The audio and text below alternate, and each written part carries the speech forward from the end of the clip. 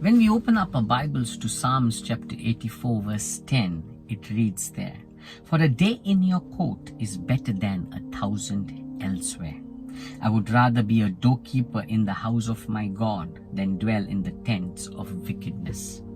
I want to stress on the first part of this verse. The first part says, "For a day in your court is better than 1,000 elsewhere." When the psalmist here declares a day in your court, that means he's saying a day in your presence, a day worshipping you, a day seeking your face is better than 1,000 days elsewhere. That means 1,000 days, the word elsewhere, you can put whatever attracts you today, whatever draws your attention. You see, the world has a lot of stuff to attract us: shopping, social media, friend circle, restaurants, food. There's so many things around us, movies, that tend to just draw us towards it.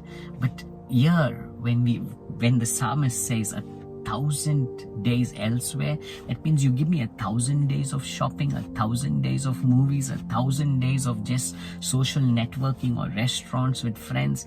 I would not prefer it. I would prefer worshiping you. I would prefer seeking your face.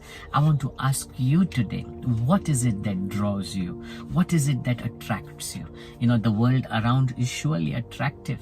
But one thing I want you to understand, though the world around seems enticing, seems very, very tempting, but life is found in the presence of God. Here the psalmist says, "You give me anything, I would not prefer it. I prefer you, God."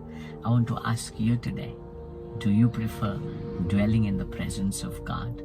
Do you prefer God above everything else, no matter how attractive the things around you may be? Do you still prefer seeking after God? God bless you.